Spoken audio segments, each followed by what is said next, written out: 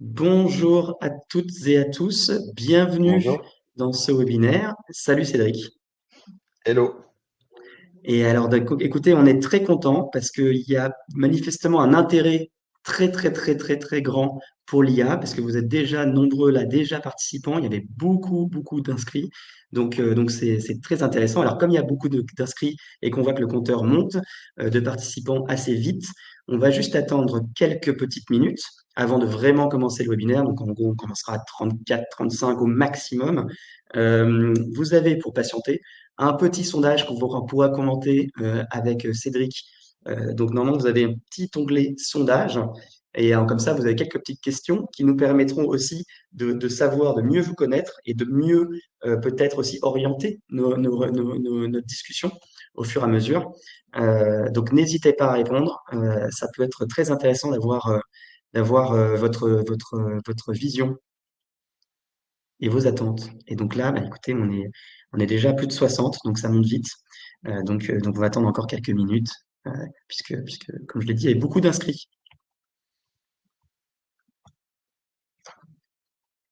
Soyez pas timide hein, pour les réponses, hein. C'est le but de ce webinaire, c'est d'adresser ce genre de crainte. Ah, mais oui, c'est parce que je vois pas les résultats si on vote pas nous aussi, j'oublie toujours ça. Donc C'est je t'invite. ça? Eh oui, j'oublie toujours, c'est vrai. Alors attends, je vais répondre aussi.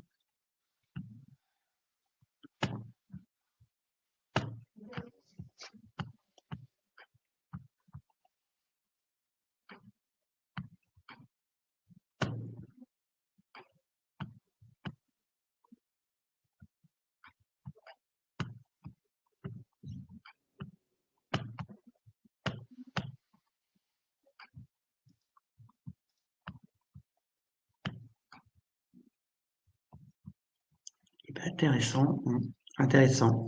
Euh,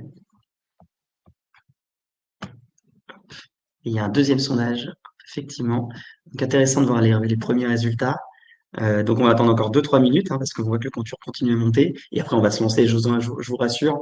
Donc là, ce qu'on voit, qu'il y a pour l'instant une majorité de personnes qui bah, souhaitent comprendre les enjeux RGPD avec l'IA, donc ça c'est intéressant, qui envisagent justement, et ça n'étonne pas, j'imagine que si vous voulez comprendre les enjeux, c'est parce que vous avez envie peut-être de mettre en place une solution IA. Donc en fait, c'est pas pour rien que ça soit les deux qui montent dans la première, très intéressant. Et c'est intéressant aussi de voir que là, majoritairement, vous répondez au risque, que votre inquiétude, c'est lié au risque de confidentialité et fuite de données, ce qui est plutôt logique. Et c'est intéressant de voir que le risque de sanction ne l'est pas, parce que si vous avez un risque de confidentialité fort et une fuite de données forte, vous aurez une sanction. Donc en fait, c'est intéressant de voir qu'en fait les deux sont liés. Pourtant, il y en a un qui est décorrélé de l'autre. Donc ça, on en reparlera certainement. Encore une petite minute, hein, parce que bah, là, il y a déjà beaucoup de monde. Et on se lance.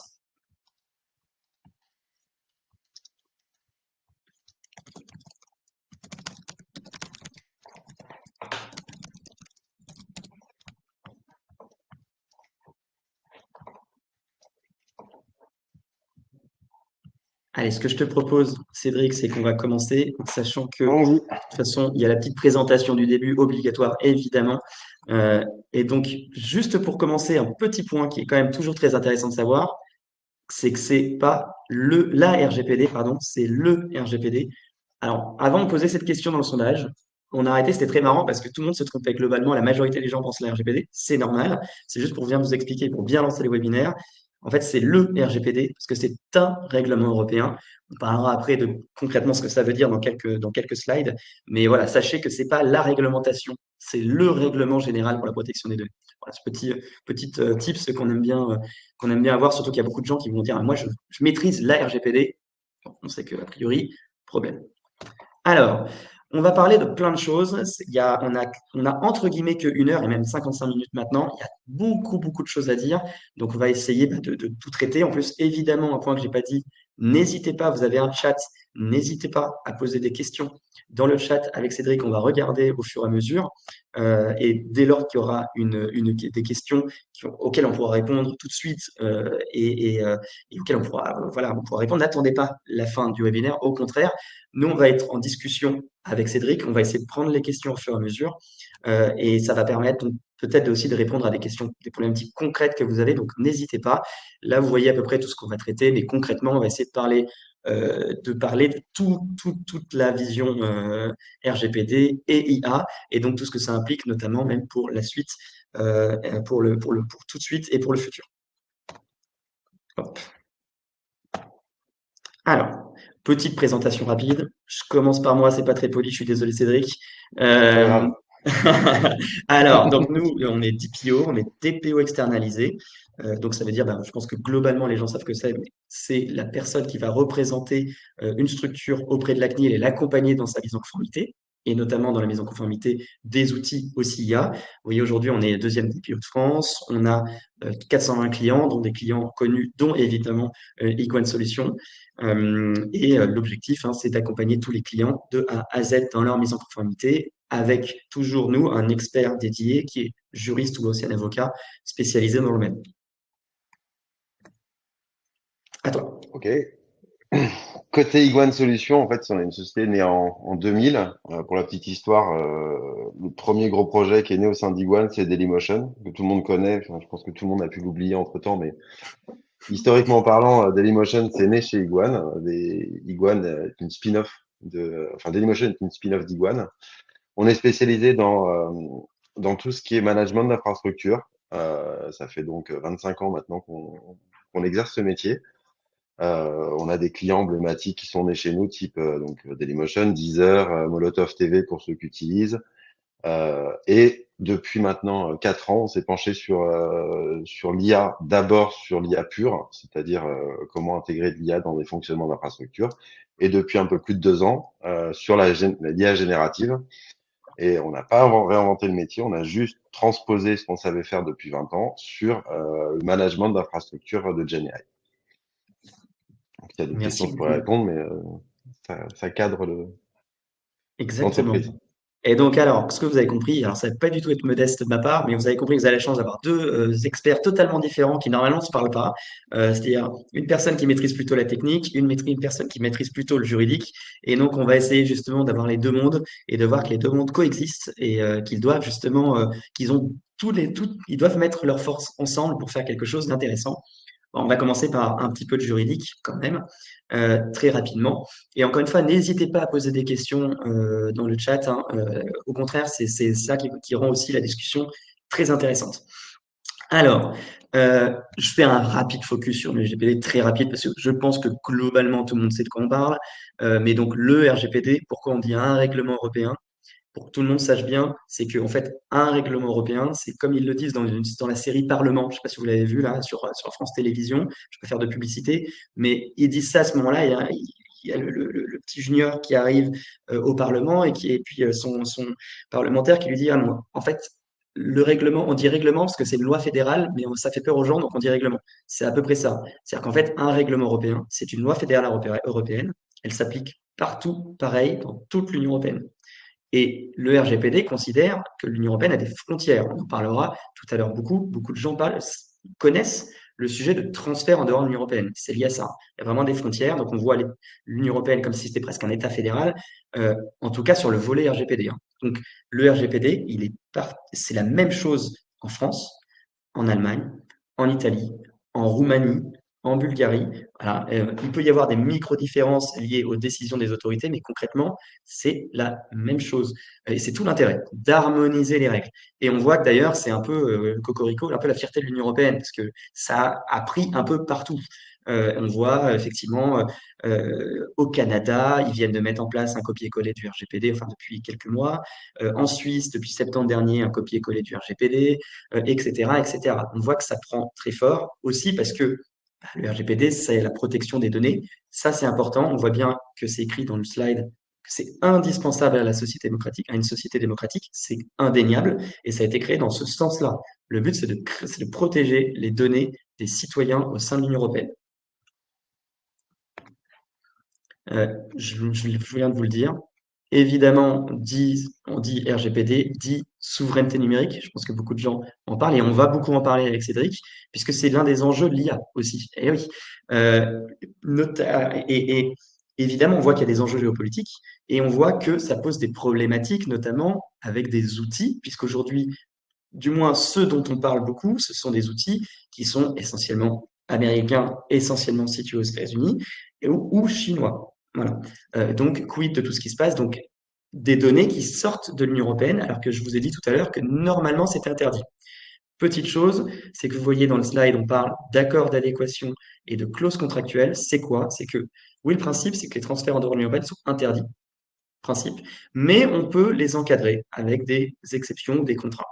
Le premier, celui qui nous intéresse le plus ici, c'est accord ou décision d'adéquation, c'est-à-dire l'Union européenne qui va voir un autre pays et ils se mettent d'accord pour dire, OK, on a des règles communes, on a des règles suffisamment fortes pour protéger les données des Européens, et donc on veut bien que les transferts se fassent sans grosses contraintes, un peu l'équivalent entre États membres de l'Union européenne. Typiquement les États-Unis, je pense que beaucoup d'entre vous ont peut-être entendu parler d'une décision Schrems 2, Schrems 3, c'est-à-dire qu'il y a une décision de la Cour de justice de l'Union européenne qui a cassé, il y en a eu deux, qui avaient cassé des décisions d'adéquation entre l'Union européenne et les États-Unis qui permettent des transferts en dehors de l'Union européenne. L'une des conséquences typiques, ça a été par exemple Google Analytics qui a été interdit en France pendant un an. C'est suite à ça. Donc, sachez juste qu'il n'est pas impossible, et c'est ça qui va vous intéresser, il n'est pas du tout impossible, même très fortement probable, que la nouvelle décision d'adéquation prise entre les États-Unis et l'Union européenne il y a un an fasse l'objet d'une nouvelle décision encore de censure de la part de la Cour de justice de l'Union européenne. Et si c'est le cas, on aura de nouveau un sujet lié au transfert et donc à l'usage de ces outils. Sachez-le. Alors, Audrey, je vois que vous avez déjà une question sur la solution. On y reparlera un petit peu après si ça vous va, mais n'hésitez pas, on va y répondre à cette question. Je fais juste la petite intro. Je fais très rapide sur le RIA. RIA, c'est le règlement intelligence artificielle. On en a beaucoup parlé dans les médias. On a fait beaucoup un pataquès. Moi, je vais le résumer assez simple, évidemment, dans les grandes lignes, parce que je ne vais pas faire trop focus sur RGPD et droit. On a quand même d'autres choses intéressantes à dire avec Cédric. Non, mais c'est vrai, ce qui est important c'est bien de comprendre le droit pour pouvoir l'appliquer. Et ce qui nous intéresse aussi aujourd'hui, c'est de pouvoir répondre à vos questions opérationnelles, notamment. Euh, le RIA, concrètement, ça fait quoi?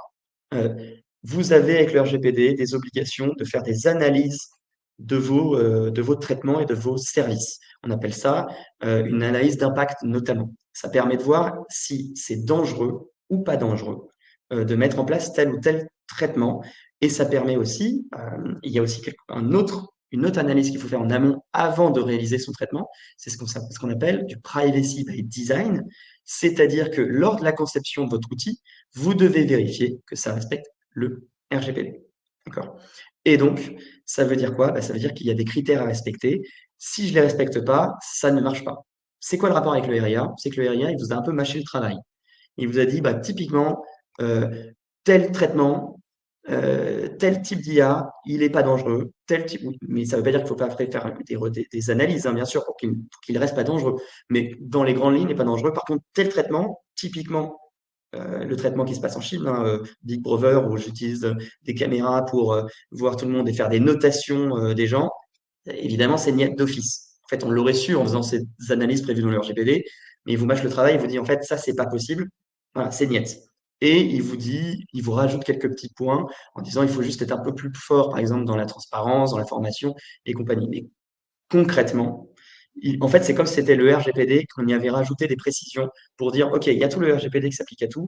Et sur l'IA, il y a aussi quelques petits points, sachez, voilà, des précisions, comment ça va marcher, on vous mâche le travail sur des choses. Voilà. Donc, en fait, c'est très intéressant, mais ça, c'est pas du tout ce qu'on entend, c'est pas un chamboulement comme l'a été le RGPD. D'accord.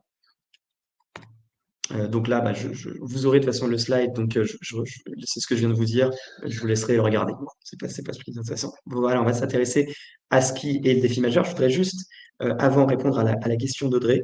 Donc Audrey nous demande s'il y a une solution d'IA qui est intégrée. De toute façon, c'est toutes les questions qu'on m'a posées hein, avec Cédric. Si c'est en local et que j'ai pas de connexion Internet, à Internet, donc c'est isolé. Est-ce que je suis soumis au RGPD? Alors, de toute façon, le RGPD, il n'y a pas de connexion Internet ou pas. Donc c'est hyper intéressant comme question parce que, en fait, sur le RGPD, sachez juste une chose, notamment dans le champ d'application, c'est vrai, dès lors qu'il y a une donnée personnelle, c'est-à-dire qu'une donnée personnelle, c'est tout le monde pense nom, prénom, oui, c'est vrai, mais il n'y a pas que ça. Tout ce qui va être un élément qui permet de vous identifier directement ou indirectement, donc par exemple une adresse IP, tout simplement, c'est une donnée personnelle. Donc en fait, même et peu importe que je sois en externe ou en interne, on va en parler avec Cédric, c'est un vrai sujet. Peu importe, de toute manière, vous traitez des données. Vous êtes soumis en RGPD. Alors l'avantage quand même d'être... Oula, il y a un écho. Vas-y, L'avantage quand nous même on n'a pas d'être... les cours, Cédric. D'accord, parfait. D'être complètement isolé, donc déconnecté d'Internet, c'est qu'on répond déjà au problème de fuite. Mais dès lors qu'il y a une manipulation de données personnelles, effectivement, le RGPD, ça s'applique. Et c'est juste simple. Moins il y a de connexions externes, plus c'est simplifié. Exactement. En fait, ça va répondre, je crois que c'est exactement ce que tu dis. C'est-à-dire que ça va répondre à des problématiques dont on va parler tout à l'heure, par exemple la sécurité, etc. Mais ça ne vous exonère pas de mettre en place toutes les actions liées au RGPD. Et typiquement, bah, on s'avance un petit peu. Donc, enfin, en fait, on va répondre à votre question, Audrey, justement dans ce sujet-là. Hop. Est-ce que tu veux que je continue un peu? Parce que je monopolise la parole, Cédric. Ouais, bah en fait, sur cette partie-là, vas-y. Ça roule. Alors, et ben, de Euh, toute façon, ça va faire le très bon lien avec la question d'Audrey. C'est-à-dire que Audrey, typiquement, vous me dites, est-ce que je suis soumis au RGPD? On vous a dit oui. La question maintenant, c'est qu'est-ce que je dois respecter? Et bien en fait, peu importe que vous soyez soumis, vous soyez en interne, pas en interne, vous voyez bien que là, vous avez plein de choses à respecter quand même. C'est-à-dire que je suis en interne ou pas, je ne peux pas garder les données toute ma vie. Durée de conservation que je dois respecter. Je dois mettre en place des choses pour s'assurer qu'il y a un problème de durée de conservation. Donc, par exemple, je vais faire entraîner des modèles. Si je mets des données personnelles dedans, je peux pas les garder toute la vie. Or, ça entraîne mes modèles. Donc, comment je fais pour que je puisse respecter les durées de conservation tout en faisant mes modèles? Il y a un vrai sujet. L'une des questions peut être l'anonymisation, par exemple. J'anonymise en amont. Comme ça, je mets dans mes modèles que des données qui ne sont, enfin, que des données pour le coup qui ne sont pas des données personnelles, puisqu'une donnée personnelle, c'est une donnée qui parle d'une personne, d'accord, personne physique. Donc, si j'anonymise, bah, c'est plus une donnée personnelle. Par contre, il faut vraiment anonymiser. Ça, on pourra en reparler, ce que c'est que l'anonymisation. Mais par exemple, ça peut être une solution. Mais vous avez cette problématique de durée de conservation. Un peu lié, vous avez la problématique de droit des personnes. Tout le monde maintenant connaît le droit à l'oubli. Tout le monde en a entendu parler. Ça veut dire que si j'utilise des données qui sont soumises au droit à l'oubli et qu'une personne vous demande de supprimer son compte et donc de supprimer ces données, il faut avoir prévu en amont un mécanisme. C'est-à-dire que si vous mettez des données dans les modèles et que vous n'avez pas réfléchi en amont à comment mettre en place ce droit des personnes, si demain vous avez une personne qui va vous faire la demande, vous ne serez pas en capacité de répondre à sa demande de suppression. Et en fait, vous garderez ces données toute la vie et on revient encore à la problème de durée de conservation. Donc, on ne respecte pas les RGPD. Et en plus, on revient à ce que disait Cédric tout à l'heure. Donc, en plus, il peut y avoir un risque de violation encore plus fort parce que plus j'ai de données, si j'ai une violation, plus elle est forte. Et si plus la violation est forte, plus la sanction elle sera forte. Et les conséquences sont fortes. C'est toujours, en fait, tout est en vase communicant, on va bien le voir. Transparence, information, bon, ça c'est assez simple, c'est dans votre politique de confidentialité, il faut bien expliquer qu'on utilise de l'IA, etc. Bon, c'est à peu près classique. Base légale du traitement, hyper intéressant, parce que là, quel est le sujet sur la base légale? C'est que, d'ailleurs, on verra tout à l'heure que OpenAI a été condamné notamment là-dessus, alors sur aussi les durées de conservation, c'est que quelle est la base légale qui me permet d'entraîner mes modèles? Est-ce que c'est l'intérêt légitime? Est-ce que c'est le consentement? Etc. Et en plus, ça dépend du type, de la typologie de modèle. Si j'utilise et donc de l'outil que je vais faire, si j'utilise de l'OpenAI, et ben OpenAI, la base légale, c'est quoi? Normalement, ça devrait être le consentement. Or, eux, ils disent non, non, c'est l'intérêt légitime, je fais ce que je veux. Bah, peut-être pas. Peut-être pas. Il y a peut-être un sujet là-dessus. Par contre, par exemple, moi, je suis une entreprise, j'ai des données qui sont les miennes, et je vais utiliser l'IA pour améliorer mon service. Bah là, oui, l'intérêt légitime, il peut marcher. Et même d'ailleurs, c'est ce que vient de dire, on va dire le regroupement de toutes les CNIL qui s'appelle le CPD, il y a quelques jours dans un avis. Ils ont dit, si c'est dans un cadre, c'est mes données et que c'est dans un cadre de travail, d'amélioration de mes qualités de service en utilisant l'IA, en fait, c'est normal que j'utilise les data. De toute façon, c'est déjà le cas. Aujourd'hui, vous utilisez bien vos données, vous, pour améliorer votre service.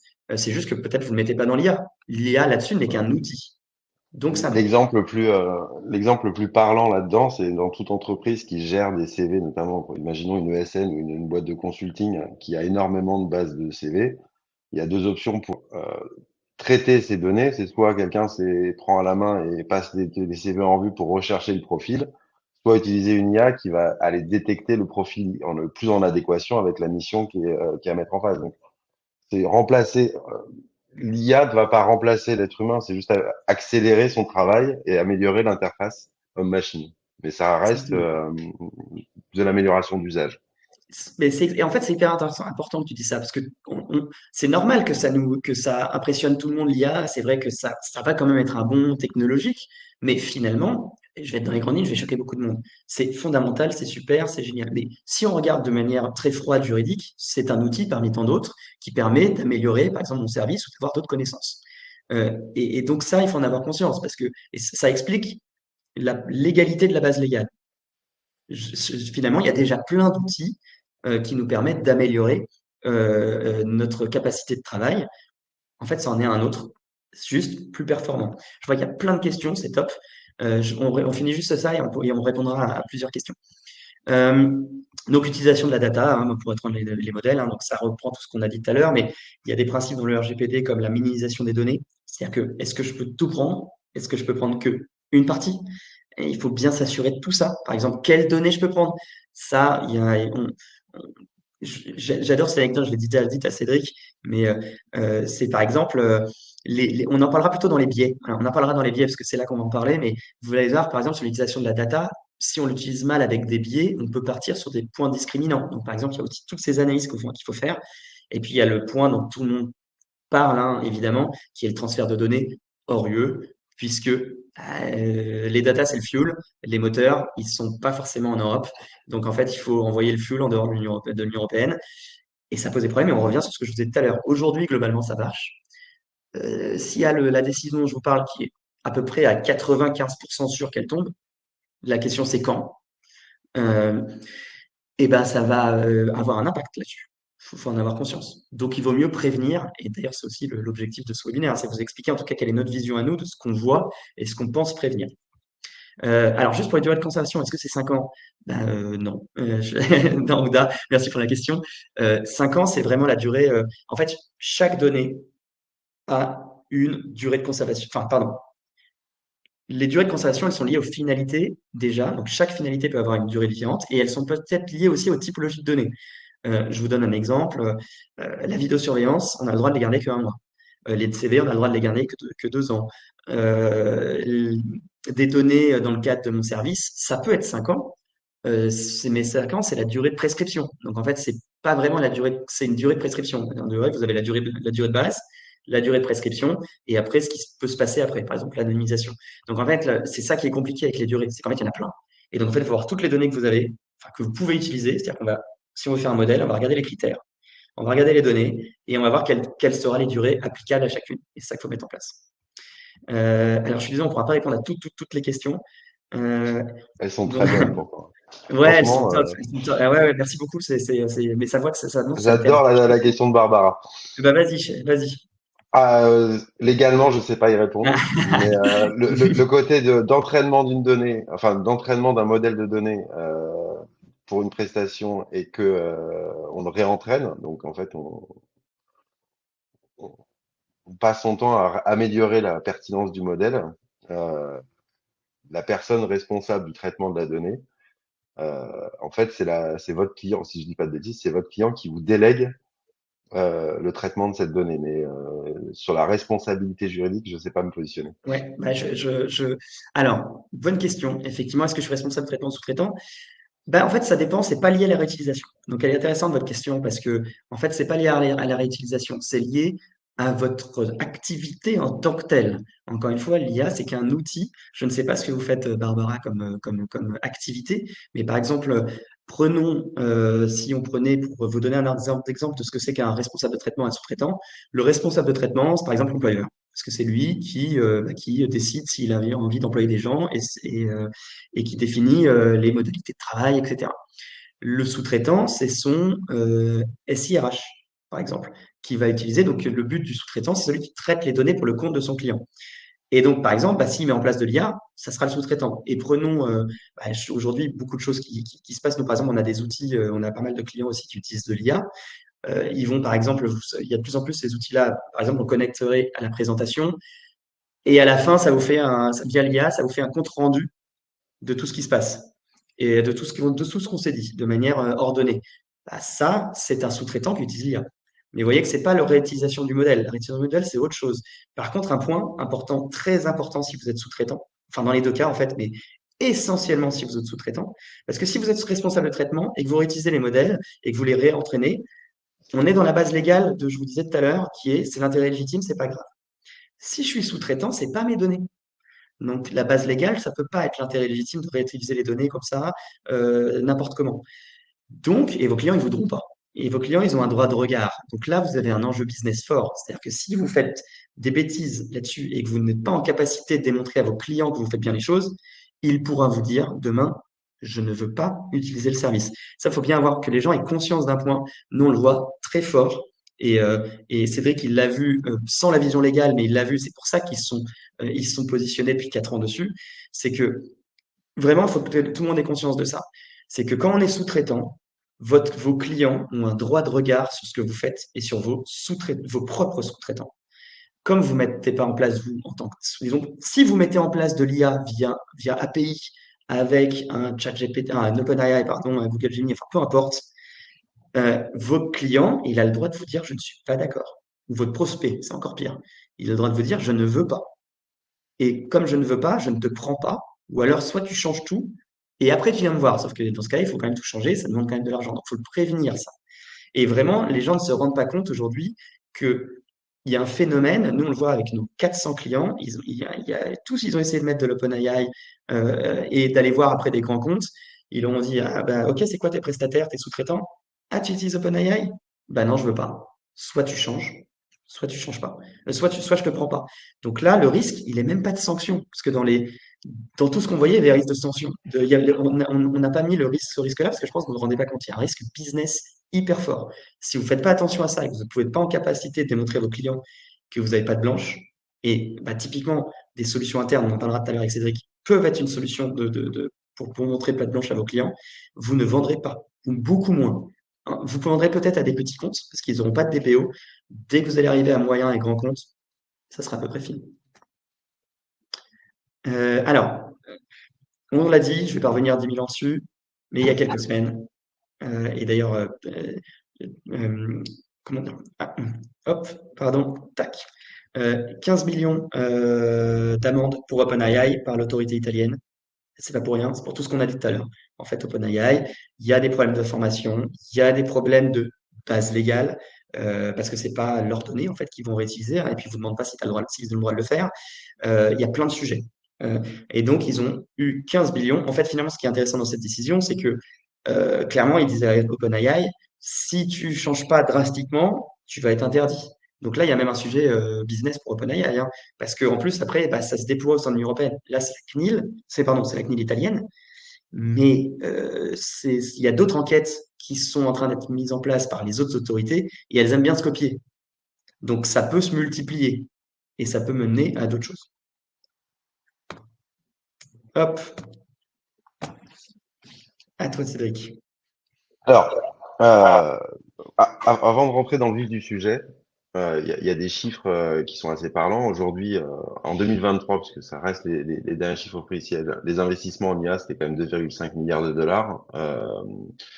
Si je prends une référentielle sur la valeur du marché mondial en 2024, parce que j'avais ce chiffre-là qui était aux alentours de 800 millions de dollars sur l'IA, on passe à 3,6 milliards d'estimation, pardon, excusez-moi, 3,6 trilliards de dollars et de 800 milliards à 3,6 trilliards de dollars en 2034. Donc en 10 ans, le marché va exploser. Dans, y a une statistique aussi qui montre que 44% des organisations en France font de l'IA, enfin tentent d'implémenter de l'IA dans l'entreprise. Et le plus grave, à notre sens, c'est que 2 tiers des employés en fait en France utilisent principalement des outils comme ChatGPT sans en informer leur direction, sans en informer le RSSI, le DPO de l'entreprise, et que ça pose souvent des problèmes. On a pu le rencontrer au tout début chez One Solutions où, dans le cadre d'un usage spécifique, notre CTO euh, est revenu en disant bon, on va arrêter tout de suite parce que ça va pas du tout. Donc il y a vraiment ce côté usage facile et en même temps nécessité de contrôler comment c'est utilisé pour protéger aussi les intérêts. Au-delà du RGPD, il y a aussi des intérêts de l'entreprise à proposer parce qu'une entreprise qui voit de la fuite de données partir sans être au courant, ben, c'est un peu comme une balle de pistolet. Une fois que la donnée est partie, elle est pas rattrapable. Ouais, complètement. Et nous, on le voit aussi. Donc, c'est fondamental. Il faut vraiment se rendre compte, c'est que nous, nos clients sont inquiets de ce problème-là aussi, puisque, comme l'a dit très bien Cédric, il y a vos données, mais c'est pas que les données perso. C'est vos données confidentielles aussi, secret des affaires. Et en fait, un employé, s'il n'est pas sensibilisé, en même temps, il peut pas le savoir. Donc, il va prendre le doc, il va le mettre dans du DeepL, dans du Google, dans j'en sais, tous ces outils d'IA. Et en fait, en plus gratuit, et on ne sait pas ce qui se passe. Donc, problématique, il faut vraiment s'en occuper. Ah, je vais te laisser parler du Shadow IA. Eh ben oui, Shadow IA. Euh... Vas-y. Tu veux que je prenne Ah la non, main? vas-y, vas-y. Eh ben Ouais, ça roule. Bah, c'est exactement ce qu'on vient de dire. C'est-à-dire que, en fait, le Shadow IA, vous avez peut-être connu le Shadow IT. Le Shadow IT, c'est que vos employés, ils vont utiliser des outils, vous n'étiez pas au courant qu'ils les utilisent. Alors qu'il n'y a pas de, l'entreprise n'a pas, ou la structure n'a pas pris de décision pour le mettre en validé. place. Et voilà. Et donc là, c'est la même chose. Et en fait, c'est ce que disait Cédric il y a 2 secondes. Eh ben, ils vont utiliser OpenAI, enfin ChatGPT ou DeepL, mais sans savoir l'utiliser. C'est pas grave qu'ils l'utilisent. Le problème, c'est comment ils l'utilisent. Et imaginez, par exemple, moi, je vais prendre un exemple qui va peut-être parler à tout le monde. Je prends RH. J'ai une RH qui est un ou une RH qui n'est pas sensibilisée à ça. Elle a une question, elle prend, je sais pas, le CV ou les données hypersensibles du salarié pour répondre à une question, elle le met dedans, dans ChatGPT, voilà, violation de données, hein. Clairement, enfin, gros problème de confidentialité, peut-être problème de violation de données, je pense qu'elle s'en rend même pas compte. Et si demain, vu qu'on ne sait pas trop ce qui se passe en plus avec OpenAI derrière, notamment dans la version gratuite, et ben en fait, vous savez pas ce qui va se passer. Donc si demain il y a une fuite de données, c'est puissance 1000. Donc il faut apporter un cadre pour garantir la sécurité des données tant d'entreprise que des données personnelles. Sachez bien un point pour ceux qui connaissent pas bien le RGPD. Le RGPD, il implique oui des mesures techniques, c'est-à-dire tout ce qu'on a dit tout à l'heure, les critères, les implémenter de manière technique, la durée de conservation, les informations, mais aussi de la sensibilisation, de la formation. Hein, ça, c'est hyper important, hein. Et ça, on ne peut pas l'occulter. Hop, tac. Alors, On en a euh, parlé. ouais, ouais, on en a parlé. Donc, bah, écoutez, on va avancer sur ce point-là. On en a parlé. Hop, hop. Là, les solutions, parce que bah, c'est toujours ça qui intéresse quand même, hein. Il y a des problèmes, il faut trouver des solutions. Et ben, on l'a dit déjà, effectivement, ça peut être idiot, mais peut-être savoir en fait ce dont ils ont besoin. S'ils l'utilisent, c'est peut-être qu'ils ont un besoin. Donc, en fait, d'abord, bien savoir quels sont les besoins identifiés.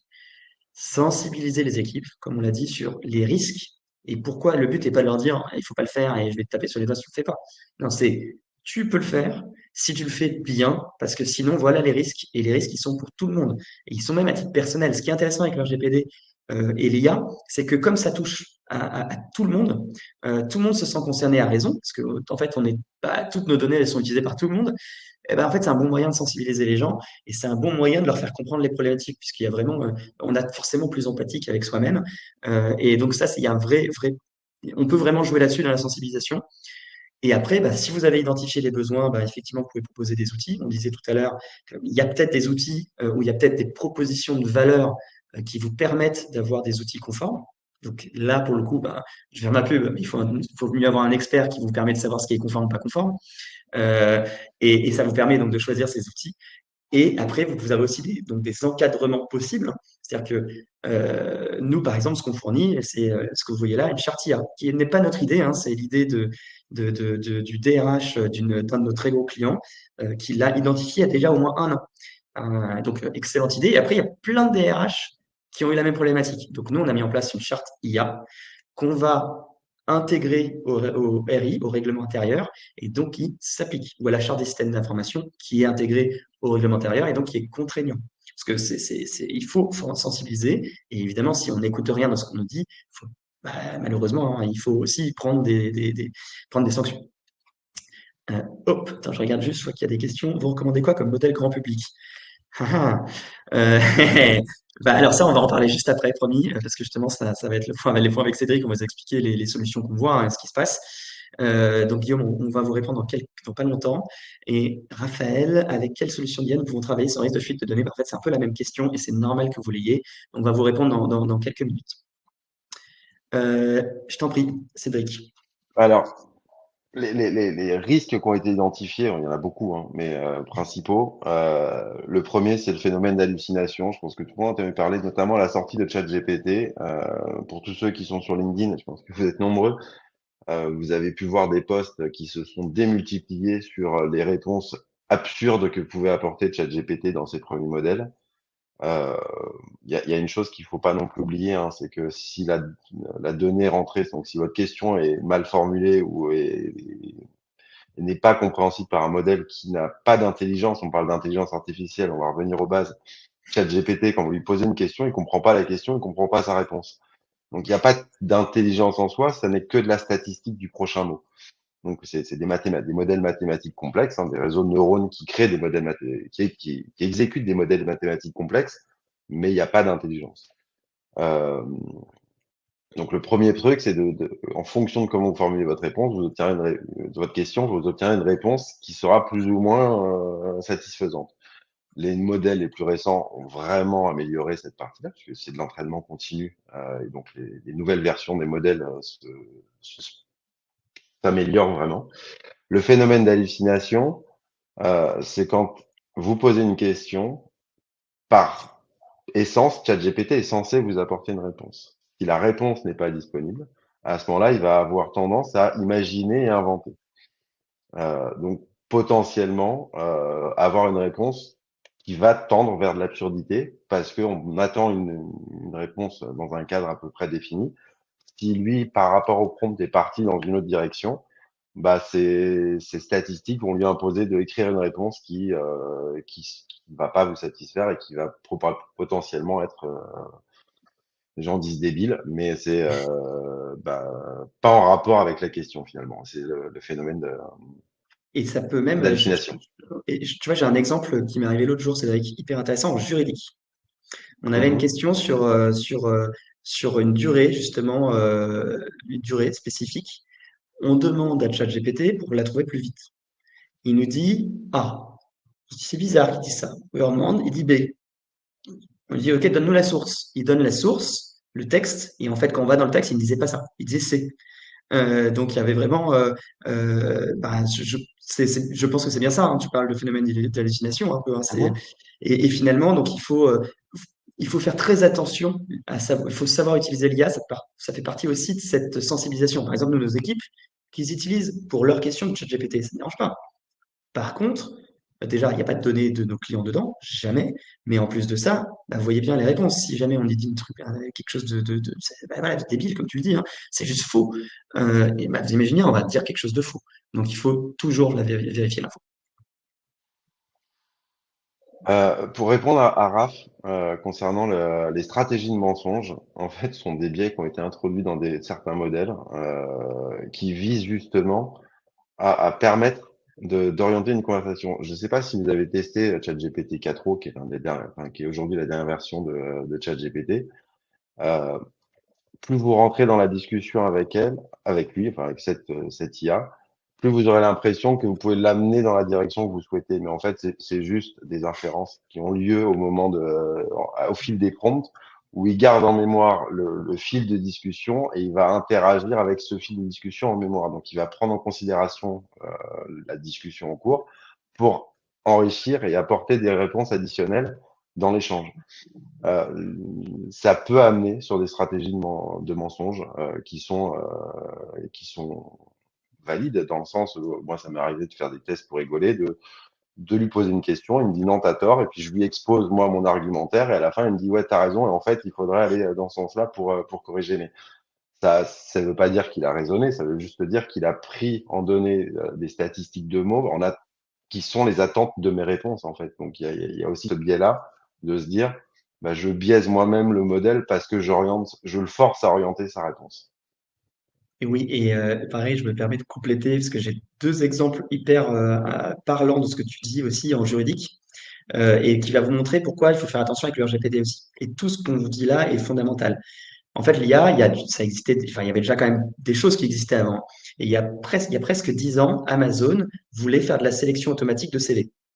Et donc, ils ont mis en place un outil euh, qui faisait bien la sélection de CV. Puis au bout d'un moment, ils se sont dit, c'est bizarre, on n'a plus que des hommes. Et puis ils sont allés vérifier. Et en fait, c'est parce que en mettant en place qui étaient les développeurs qui ont mis les critères qui permettaient de faire cette IA, c'était des hommes. Donc ils ont mis, sans faire exprès, des critères plutôt d'hommes. Et donc en fait, ça a excluait d'office toutes les femmes. Donc ils ont fini par l'arrêter. Et donc par exemple, ça c'est avec le RGPD, je vous parlais tout à l'heure de privacy by design ou d'analyse d'impact. C'est typiquement là qu'on va voir quels sont les critères que vous pouvez utiliser pour essayer d'enlever ces biais qui peuvent être discriminants et qui peuvent donc poser problème et en plus donner des mauvaises réponses.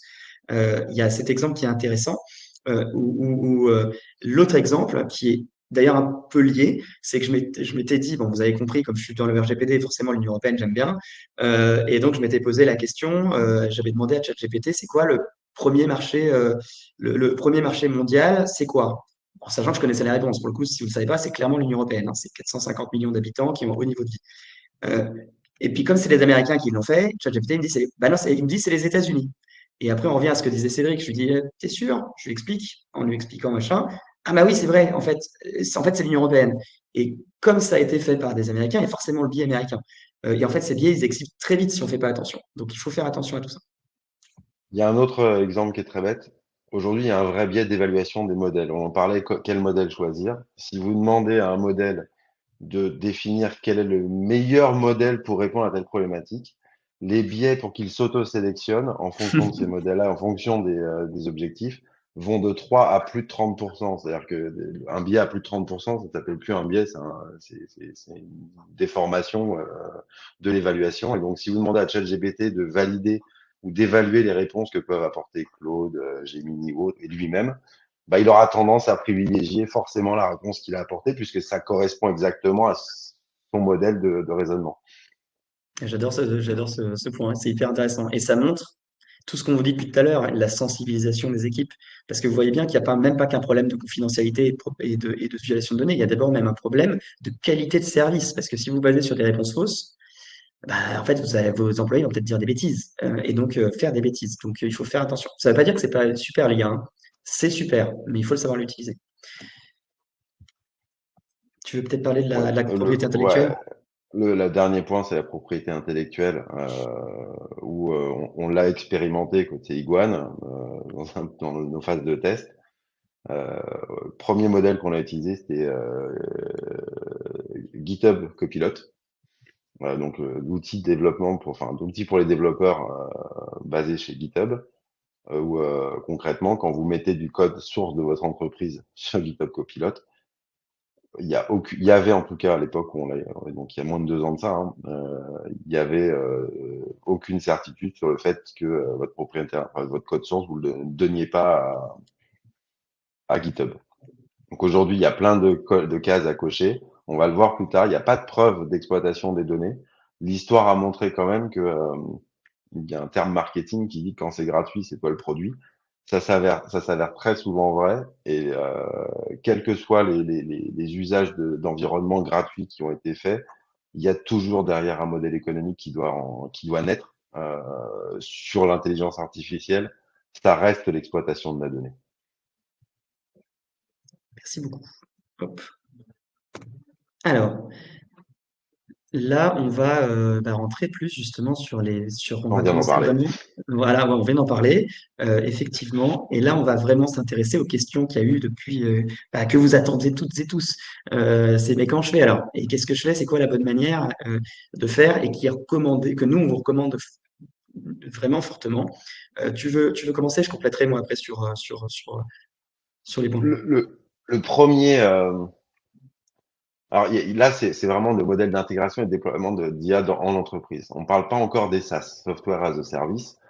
Si je prends ChatGPT, c'est un SaaS. C'est-à-dire que la plateforme, elle est hébergés, managés par OpenAI, où ils veulent. À la limite, il n'y a pas d'informations facilement accessibles. C'est toujours facile d'aller regarder dans les conditions générales, page 174 en caractère 4.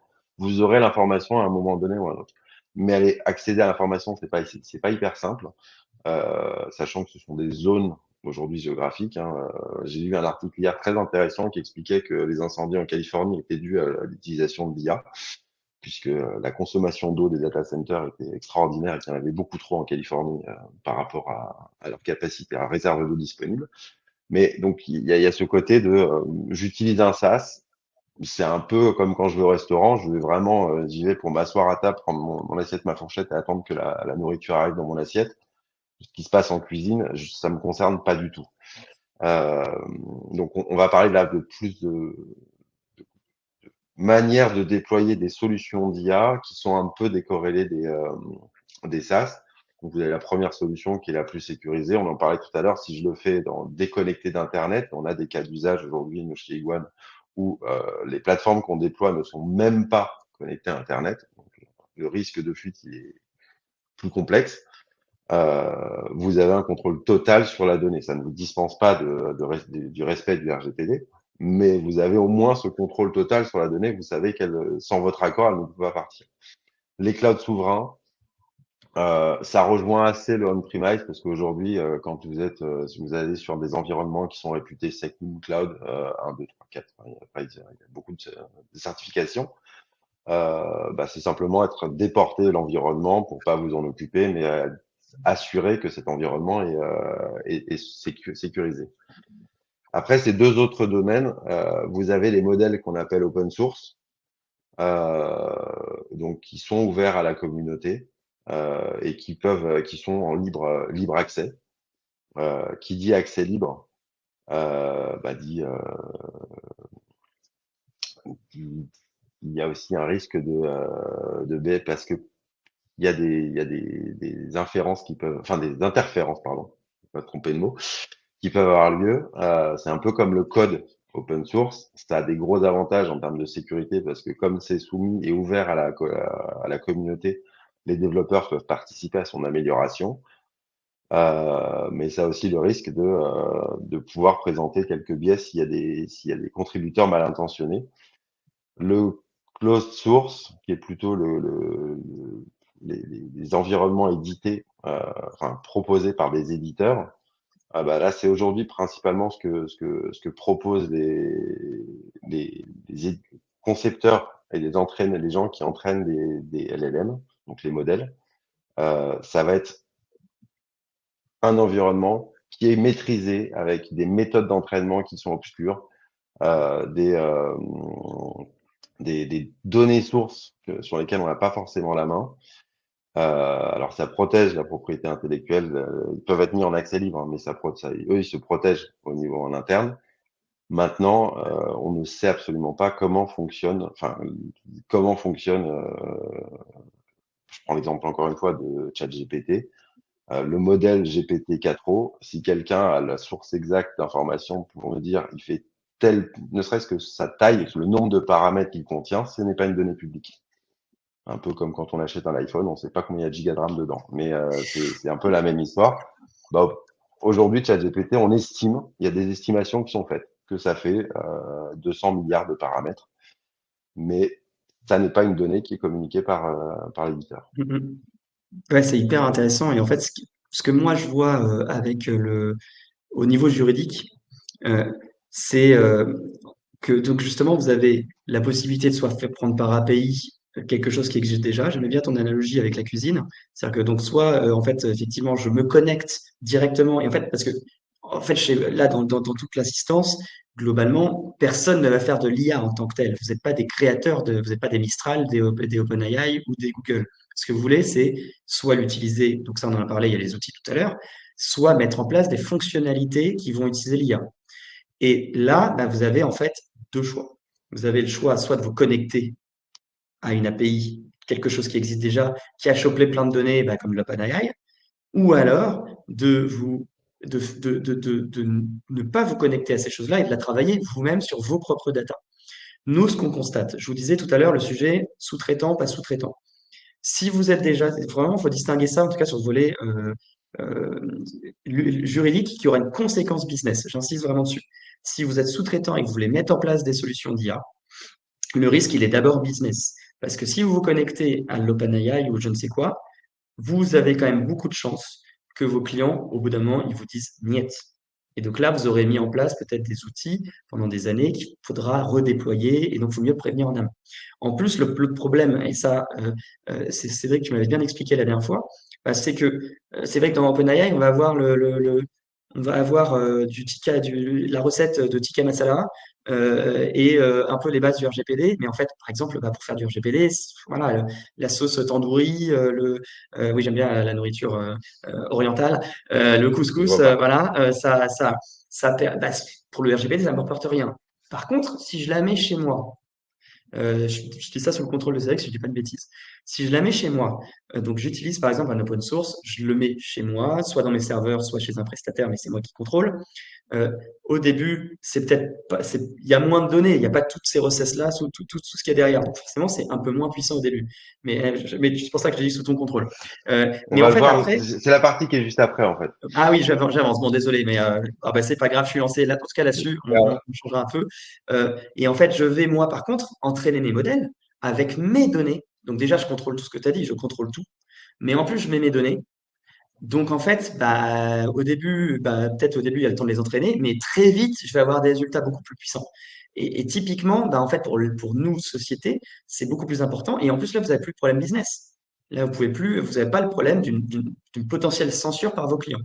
Donc ça, c'est un véritable enjeu. Et encore une fois, nous, ce qu'on voit vraiment auprès de nos clients, c'est que ceux qui ont voulu vendre des solutions d'IA, là je parle bien, encore une fois, B2B sous-traitant, ils sont freinés au bout d'un moment. Donc c'est un problème. Et je finirai juste sur le B2C. B2C, c'est moins vrai. C'est un peu différent parce que B2C, là, il n'y a personne pour aller pour aller vous contrôler en amont. Là, le contrôle, il va plutôt se faire en aval par vos clients. Et là, le risque, il est plutôt si vous n'avez pas mis en place des modèles respectant le RGPD et que demain vous avez un problème ou une demande d'une personne. Là, le risque, il est de sanction et il est de communication plutôt. Parce que si vous avez une sanction, vous pouvez aussi faire l'objet d'une communication auprès de la CNIL, enfin de la part de des CNIL, et les communications, elles font presque plus mal que la sanction. Hop, hop, Alors, ouais, pardon. non, non, mais C'est c'est là? très bien. Pardon, excuse-moi. Ouais, c'est là. Avant de rentrer sur ce que Iguane enfin, l'approche d'Iguane relative à l'IA, je vais juste rappeler pourquoi nous, on a choisi de travailler avec DPO. Au départ, la personne qui portait la casquette DPO chez Iguane, parce qu'on n'avait pas forcément les moyens d'embaucher, en tant que PME, on n'avait pas les moyens d'embaucher une personne dédiée, c'était notre directeur produit. Et très rapidement, bah, il a mis en avant le fait que les formations qu'il était obligé de suivre, c'est très chronophage. C'était pas son métier de base, c'était pas sur sa fiche de poste initiale. Que ça avait un côté assez schizophrène parce que ce qu'on attend d'un directeur produit, c'est qu'il soit hyper imaginatif, mais pas qu'il fasse complètement abstraction d'un cadre légal, mais pas que dès le début de sa conception, dans son imagination, il se mette pas des freins dans tous les sens. On vient lui mettre après. Mais là, il avait un côté où à chaque fois qu'il se disait, bah tiens, je pourrais faire ça, ah ouais, mais non.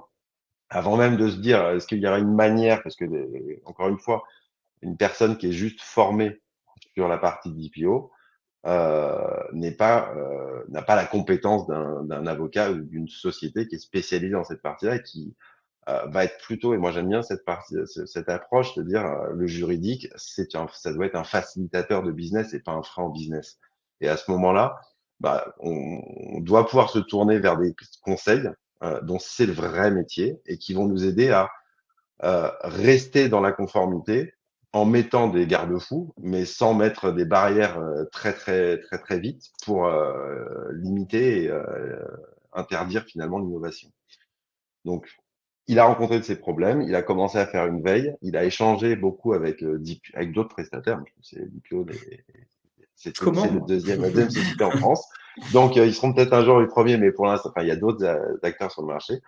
Le feeling, notamment avec Raphaël et ses équipes, a été excellent. La confiance a été très bonne. Je ne vais pas cacher, parce que c'est aussi un atout. Le prix reste hyper attractif pour ce genre de prestations. Et là, aujourd'hui, ça nous permet de décharger l'intégralité de nos problématiques RGPD chez un tiers de confiance qui nous aide, nous accompagne et nous rassure sur la conformité des dispositifs qu'on utilise et qu'on met en œuvre. Ça, c'était Merci pour beaucoup. le petit Ouais, merci rappel. beaucoup, ça fait plaisir. C'est Et si on est super. là à se parler aujourd'hui, c'est qu'on est avec, plutôt très très content. Ah bah, c'est vraiment gentil. Merci beaucoup.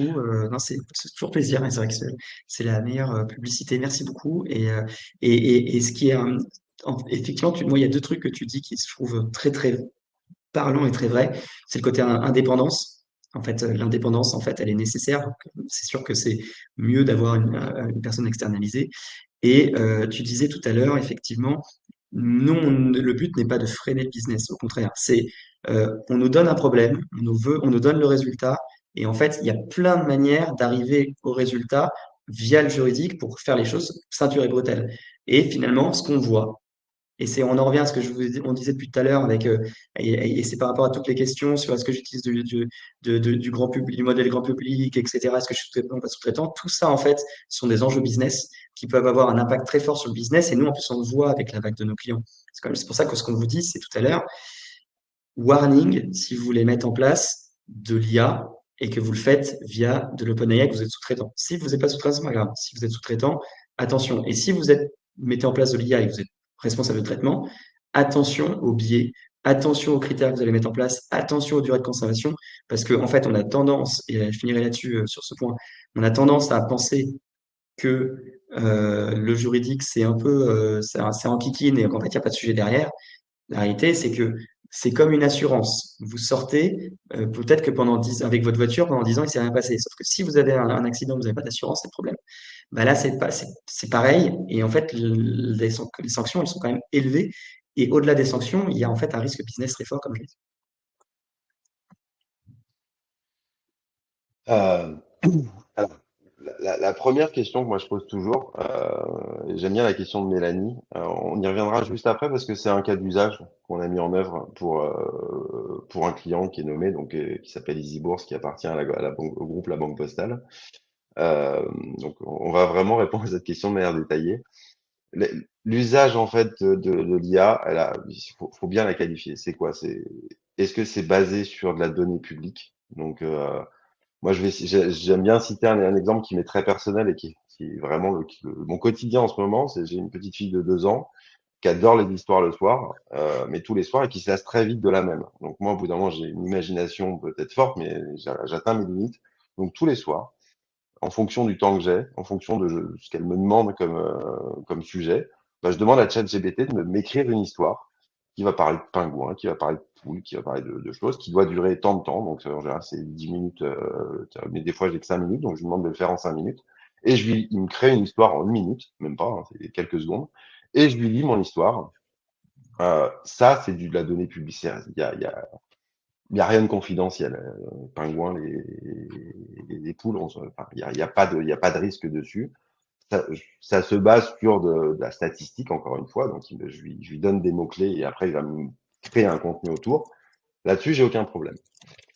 Moi, je pense que pour les entreprises, et ça revient sur la question de Mélanie, l'usage de l'IA n'a pas beaucoup d'intérêt dans ce cadre-là. Enfin, c'est pas demander des recettes de cuisine, des histoires ou des choses qui sont juste du domaine public. Ce que vont chercher les entreprises, c'est faire ce que Mélanie décrit, c'est-à-dire automatiser une partie du support, qui va se baser forcément sur la donnée personnelle. C'est gérer des CV, ça va être gérer des données financières de l'entreprise. Et à ce moment-là, bah, on doit s'extraire du risque de la fuite de données et travaille dans un contexte où on s'assure, et là je reprends l'expression de Raphaël, ceinture bretelle, que la donnée jamais elle part et qu'elle va rester, elle va rester dans l'entreprise et jamais sortir. Je peux passer à la slide suivante. Ouais,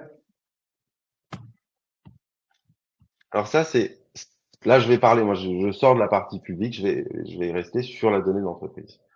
Chez Iguane, depuis maintenant un peu plus d'un an, on a fait du all-in sur le RAG, qui s'appelle la génération augmentée de récupération. Euh, et je vais juste mentionner les quatre termes fondamentaux de l'IA qui décrivent ce que c'est que finalement l'IA. C'est pas si complexe que ça.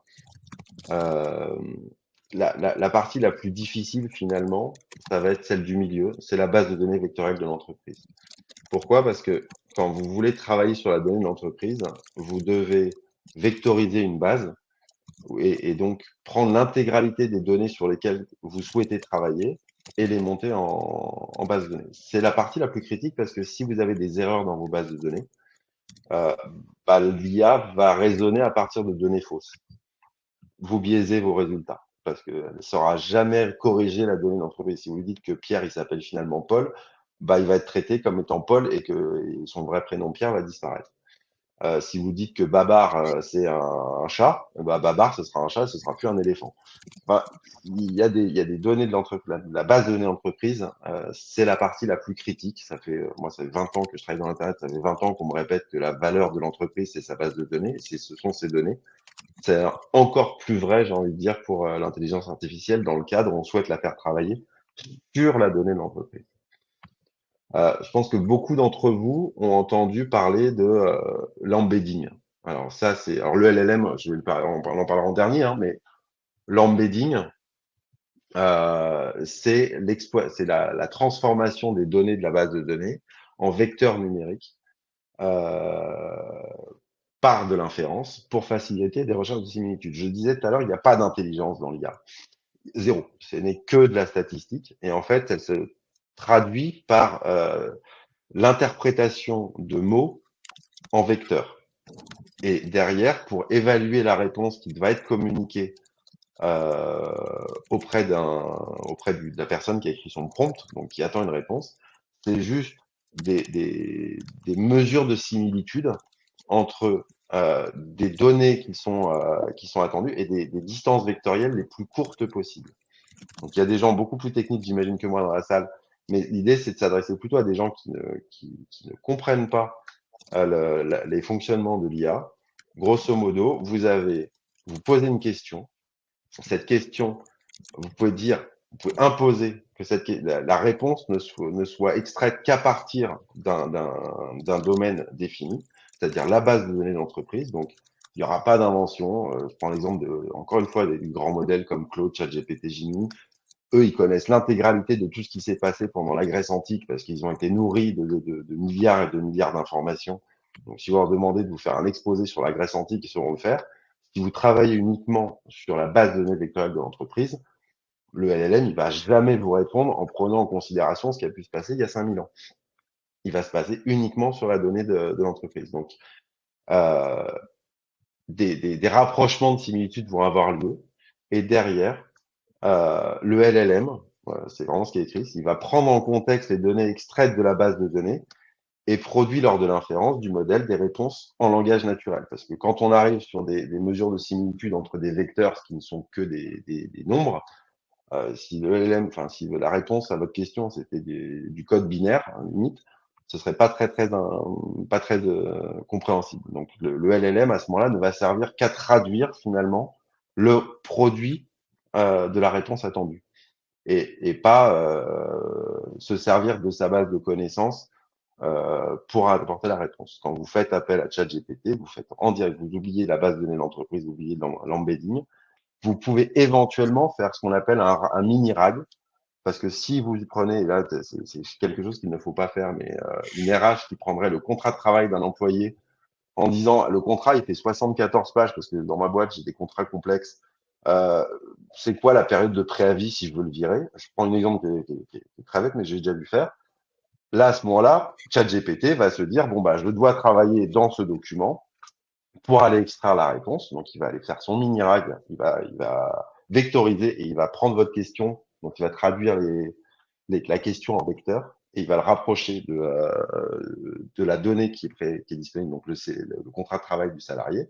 Et il va extraire la réponse et en général, elle est bonne. Le problème, c'est qu'une fois que le CV il a été mis et que ChatGPT s'en est servi, moi j'ai un gros doute sur le fait que ça ne servira jamais enrichir le modèle et de ce qui va se passer de la donnée. Je sais même pas. Je pense qu'on est déjà en bris de ChatGPT par rapport au lieu de traitement et la durée de rétention de la donnée. Côté Iguane, on ne propose à nos clients que des modèles. Donc, on n'impose pas, on ne crée pas de modèle. Hein, faut être bien clair, c'est pas nous qui éditons les modèles. On va utiliser les modèles produits par des gens comme Mistral, des gens comme Meta, des gens comme OpenAI, enfin n'importe quelle typologie de modèle. Mais on va ne travailler que sur des modèles qu'on appelle pré-entraînés. C'est-à-dire, chaque modèle, à l'instant T, il a une version. Donc aujourd'hui, quand on travaille sur ChatGPT 4o, si je dis pas de bêtises, la donnée sur laquelle il est entraîné va jusqu'à octobre 2023. Donc la prochaine version de ChatGPT sera plus récente dans ces modèles. Mais notre vocation, c'est pas d'entraîner le modèle. Donc c'est pour ça qu'on peut l'utiliser de manière même décorrélée d'Internet, euh, parce que les données qu'on exploite sur la plateforme, donc on va avoir la base de données, la partie embedding et la base de données de l'entreprise, plus les LLM qui vont être dans un environnement clos. Et dès lors, il n'y a pas de risque de fuite de données et d'exploitation par un tiers de la donnée. Euh, si vous souhaitez entraîner vos propres modèles de données, on a des clients qui le font aussi. Vous êtes responsable du traitement de vos données, donc la donnée que vous utilisez pour l'entraînement de vos modèles, vous en êtes responsable. Mais côté Iguane, on ne fournit à ce moment-là que la partie infrastructure nécessaire à l'entraînement de ces données. Ça peut se dire, bon, bah, il suffit que j'ai juste un GPU dans mon ordinateur et ça marche. Malheureusement, on aimerait bien, mais c'est un peu plus complexe que ça. Et quand on veut scaler et se dire que bah, demain, on aimerait qu'on ait 500 000, 2000, 5000 collaborateurs qui puissent faire usage de mon IA en tant qu'entreprise, ça nécessite des ressources un peu différentes et orchestrées différemment que simplement un ordinateur avec une carte graphique. Mais ça reste ce que je disais tout à l'heure, c'est ce qui se passe en cuisine. Nous, nos clients, en général, viennent chez nous en disant, bah, moi, j'ai déjà développé mon IA, elle fonctionne sur OpenAI avec du chat GPT. Euh, Mon DPO ou mon RSSI m'a dit que j'avais pas le droit, comment je peux faire? Et là, on va voir un peu plus loin que c'est très très simple de migrer finalement, c'est une migration d'infrastructure, de migrer d'un environnement A à un environnement B. Et dans tout ce que tu dis, ce qui est hyper, en fait, ça fait vraiment le lien avec tout ce qu'on dit depuis tout à l'heure. C'est que ça va répondre à beaucoup de problématiques. Comme on vous disait tout à l'heure, les analyses d'impact, le privacy by design, c'est-à-dire donc le RGPD dès la conception, on voit que ça répond déjà. Ça permet de répondre à plein de problématiques que vous devez identifier dans cette analyse.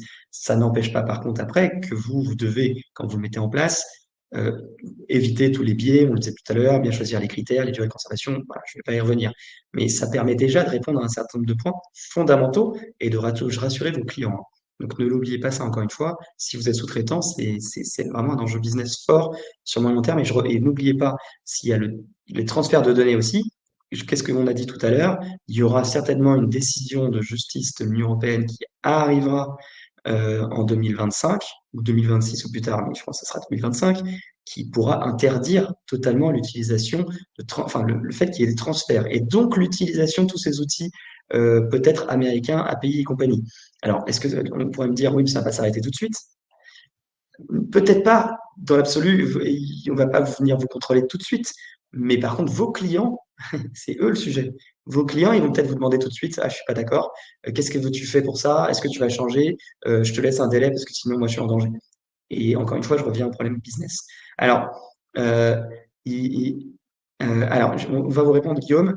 Euh, on voit qu'il y a beaucoup, beaucoup, beaucoup de choses et il nous reste encore beaucoup on avait encore beaucoup de choses à dire et en fait, on a déjà dépassé de 10 minutes et en fait, il y a encore beaucoup d'entre vous qui êtes restés, vous êtes très nombreux et c'est en fait, on pourrait, je crois, durer.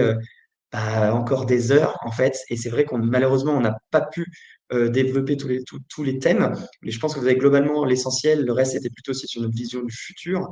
Je sais pas si toi, Cédric, tu veux peut-être ajouter un point, mais je Ouais, pense que juste, si tu peux avancer 2 secondes dans les slides, bien hein, sûr, ça celui-là, va. Bah, il y avait le cas d'usage d'EasyBourse, qui est le groupe La Banque Postale. Eux, ils sont venus avec 2 usages très très simples. Et je pense que pour toute entreprise, commencer par du simple, ça facilite le déploiement des usages dans l'entreprise. Euh, Ils sont partis sur du copilote dev parce que ils voulaient pas utiliser une solution en SaaS, ils voulaient quelque chose de fermé.